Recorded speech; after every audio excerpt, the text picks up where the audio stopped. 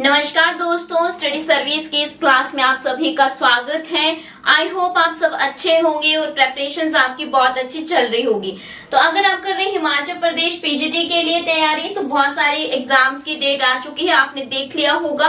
Commerce वालों की आ चुकी है, मैथ्स वालों की आ चुकी है, तो उन्होंने अपनी अपनी चेक कर ली होगी। अगर नहीं की है तो मेरी प्रीवियस नोटिफिकेशन में जाइए और वहां पे आपको मिल जाएगी। तो मैंने सुबह ही अभी आपको जो है अपडेट की है नोटिफिकेशन, वहां पे आप देख सकते हैं। तो इसके रिगार्डिंग बीएड पोर्शन जो है आपके लिए बहुत इंपॉर्टेंट रहने वाला है और इसी बीएड पोर्शन से रिलेटेड जो है आज हमारा 5th मॉक टेस्ट है।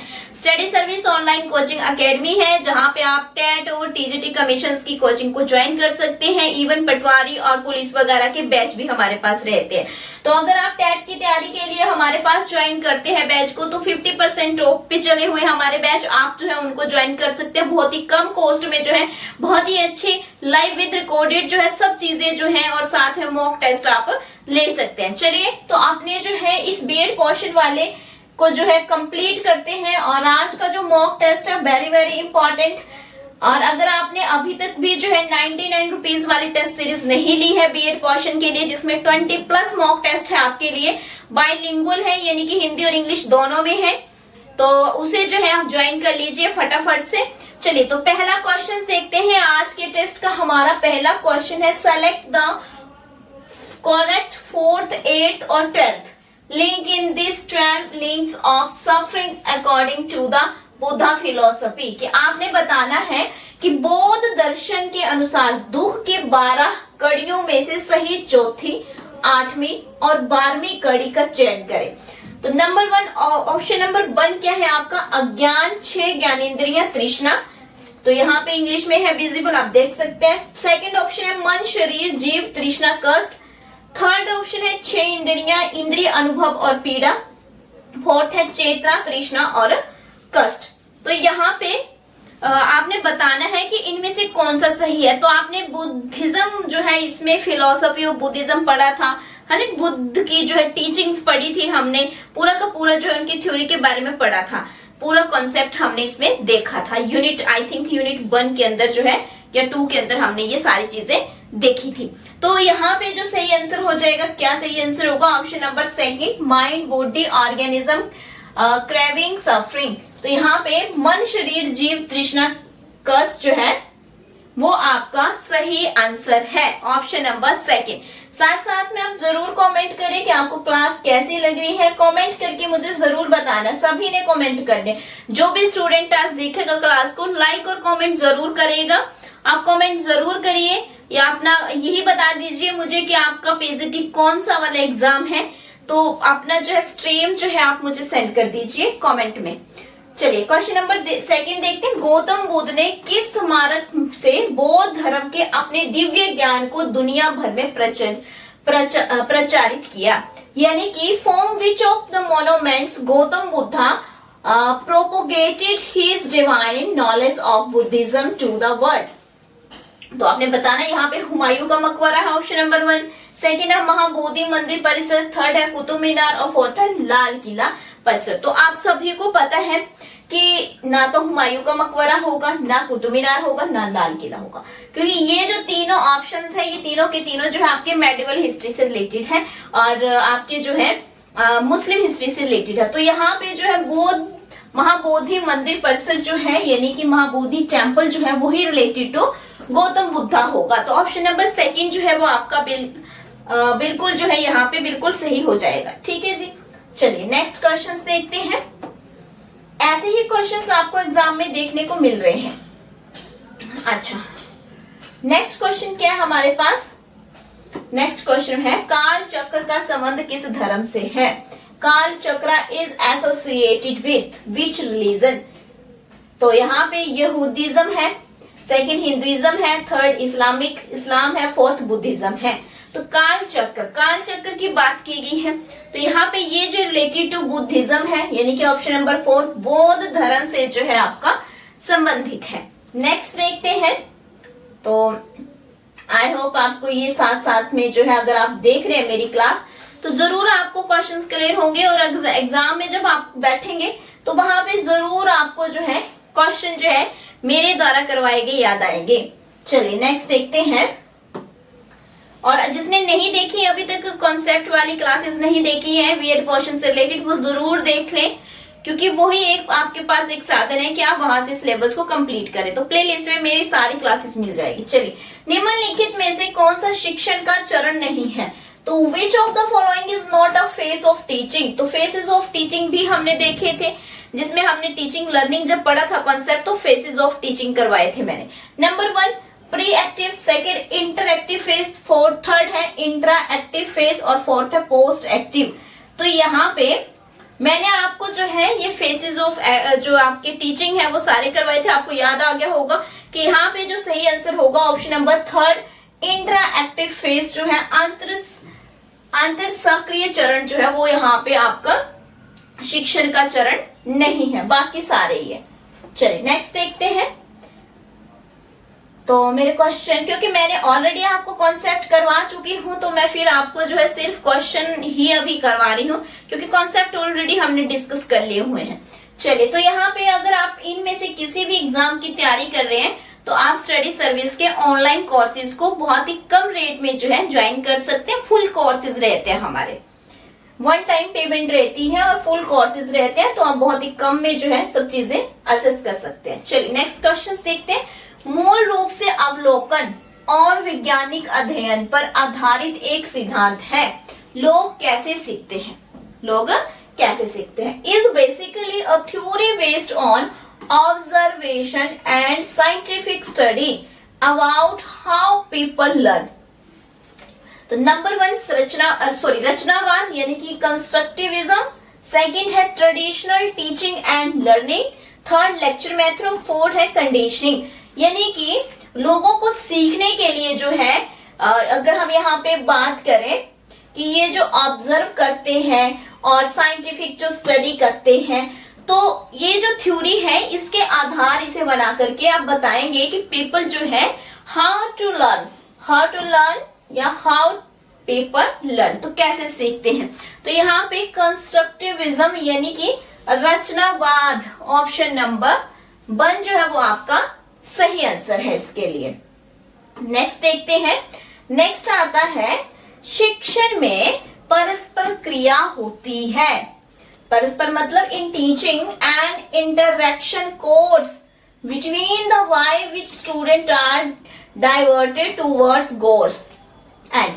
तो जो परस्पर क्रिया होती है, इंटरैक्शन होती है, जिससे क्या होता है विद्यार्थियों का ध्यान लक्ष्य की ओर जाता है। तो ऑप्शन नंबर 1 अध्यापक और प्रधानाचार्य के बीच में, सेकंड अध्यापक और विद्यार्थी के बीच में, थर्ड विद्यार्थी एवं प्राचार्य के बीच में, और फोर्थ प्रशिक्षण और प्रशिक्षु। तो यहाँ पे teacher and principal, teacher and student, student principal, trainer and trainee. तो यहाँ पे क्या राइट आंसर आपका हो जाएगा? किन दो लोगों के बीच में इंटरेक्शन होती है आपस में, जिससे वो अपने गोल के लिए जो स्टूडेंट है वो ज्यादा ओरिएंटेड हो जाता। तो यहाँ पे आपका जो है सही जो है कौन सा होगा? Teacher and student. Option number 2 जो है अध्यापक और विद्यार्थी, वो सही आंसर है। चलिए नेक्स्ट देखते हैं। अपना जो है पेपर मुझे कमेंट सेशन में जरूर बताएं कि आपकी कौन सी स्ट्रीम का है। आपका पीजीटी कॉमर्स है, पीजीटी हिंदी तो खैर हो चुका है, तो पीजीटी कॉमर्स है, पॉलिटिकल साइंस है, बायो है, जो भी है आपका, ठीक है, जो भी आपका पेपर है कौन सा है, केमिस्ट्री है, फिजिक्स है, जो भी है पीजीटी का, तो वो जरूर बताएं। चलिए नेक्स्ट देखते हैं शिक्षण की प्रकृति क्या है। तो नेचर की बात की गई है ऑफ टीचिंग की, फर्स्ट यूनिट में हमने डिस्कस किया है ये। नंबर 1 शैक्षणिक कला है, सेकंड एक विज्ञान है, शैक्षणिक कला और विज्ञान दोनों है। शिक्षण ना तो कला है और ना ही विज्ञान है। तो यहाँ पे teaching is an art, teaching is scientific, teacher is both art and science, teaching is an neither an art nor a science. तो यहाँ पे शिक्षण की बात की गई है, टीचिंग जो है वो क्या होती है।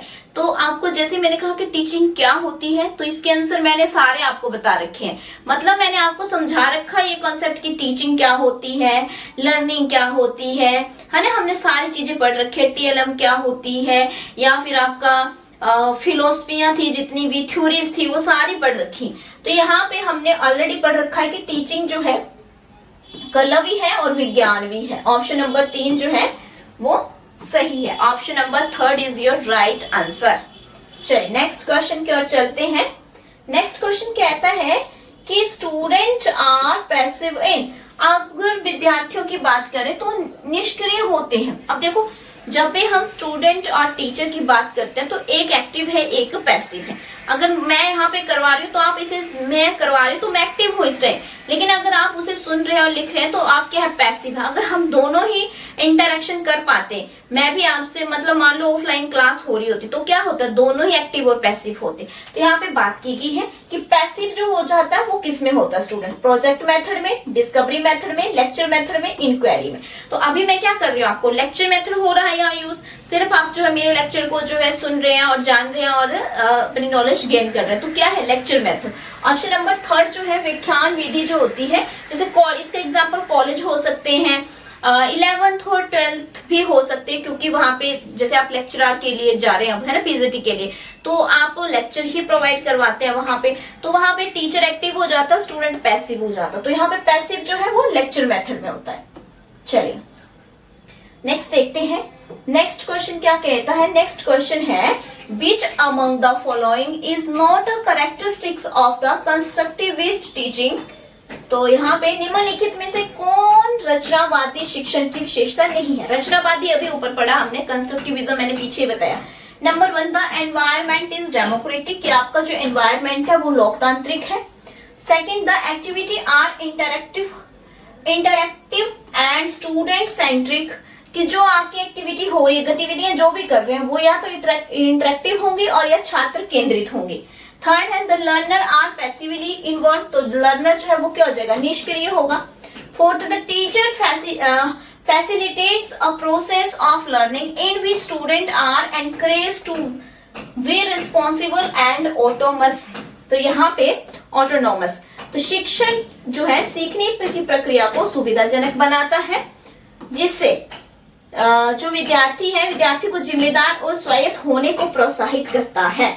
तो यहाँ पे आपने बताना है कंस्ट्रक्टिविस्ट जो है वो कौन सी इसकी विशेषता है, कि किसकी विशेषता है या इसकी विशेषता जो है वो क्या है। तो यहाँ पे क्या होता है कि जो लर्नर है वो पैसिवली इन्वॉल्व होता है।